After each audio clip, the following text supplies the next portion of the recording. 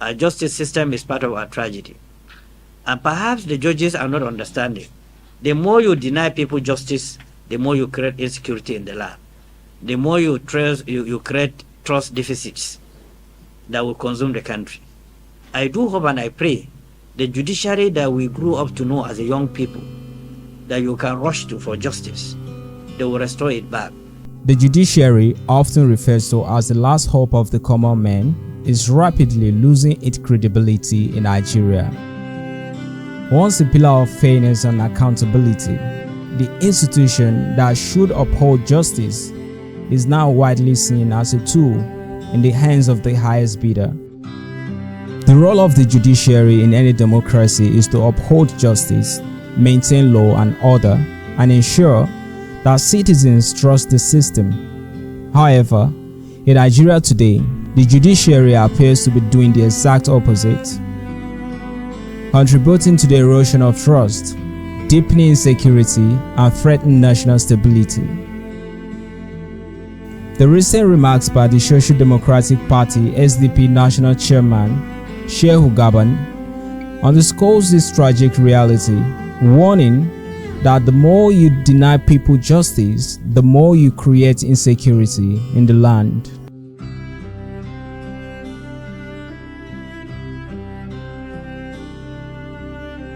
For many Nigerians, the judiciary is no longer seen as the last hope of the common man, but as an institution serving the highest bidder. The SDP chairman lamented how Nigerian judicial system, once one of the most respected in Africa, producing judges who led international judicial bodies, has now become a tool for political manipulation. Then judiciary that was training the African judicial establishments, one of the best in the world today. One of our judges was the president of something, I think one of the International Court of Justice, one of Nigerian judges. That was the level that we have reached as an institution, the judicial institution.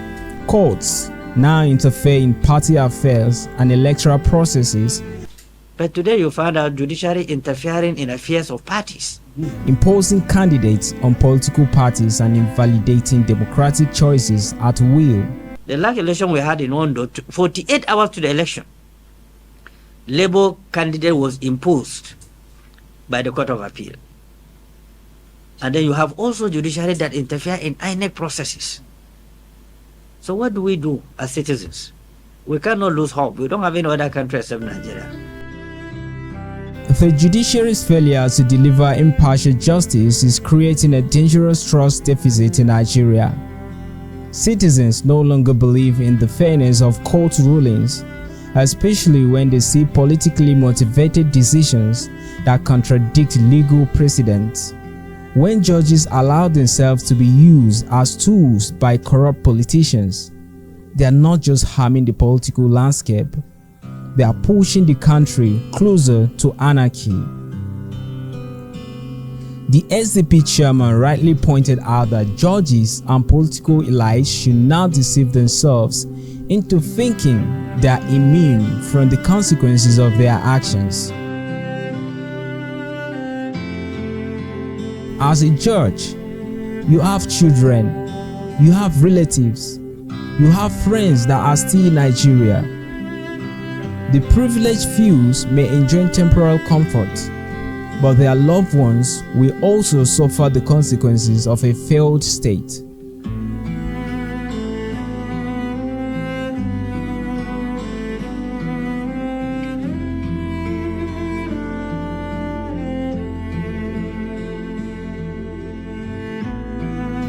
The judiciary's interference in internal affairs of political parties and elections has further worsened the country's political stability.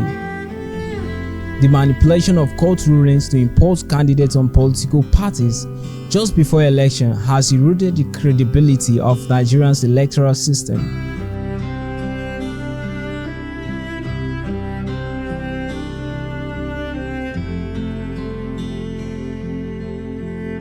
The collapse of the judiciary's integrity has far-reaching consequences for Nigerians.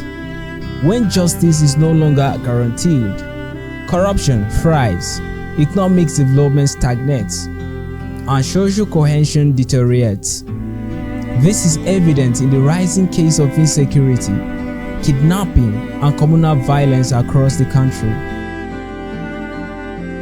The SDP chairman pointed out that Nigeria is blessed with vast natural resources, yet poverty continues to worsen due to poor governance and corruption.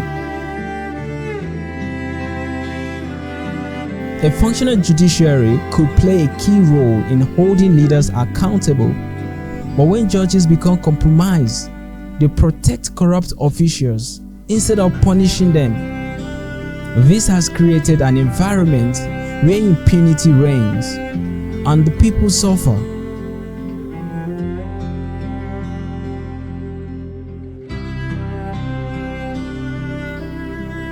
We can go on and give you examples of cases where we have seen in this country that the privileged just ride on the success of their immunity and impunity. Nigerians cannot afford to continue on this path. The judiciary must undergo urgent reforms to reclaim its lost credibility. Judges must resist political interference and adjudicate cases based on law and justice, not on the influence of money or power. The SDP chairman rightly emphasized that Nigeria is a virgin economy. Our appeal to them is that to allow the system to function. We are dealing with a virgin economy. Nigeria is one of the most blessed countries on earth. We have not even started exploiting our natural mineral resources. No justification for poverty, for this insecurity that is ravaging the nation. But without justice, economic progress will remain a mirage. I have never thought in my lifetime, and I always tell people, I have never thought that I wake up one day, Nigerians are kidnapping themselves. Nigerians are killing themselves. And then largely they are homogeneous people. The Southeast are homogeneous. The Northwest are homogeneous. Now look at the crisis in Osun State where communities are perishing. 2 communities killing, burning their houses. Homogeneous people. So what is wrong with us? Something fundamentally is not connected. And we need to think about it for the future of the country. The judiciary's duty is to protect the rights of citizens, not to serve as an instrument of oppression. Nigerian judges must reflect on the words of the SDP chairman and realize that their judgments are shaping the future of the nation, for better or worse. If they continue on their current path, they will not only destroy public trust, but also risk plunging the country into irreversible chaos. Justice delayed is justice denied, but justice sold to the highest bidder is a death sentence for the society.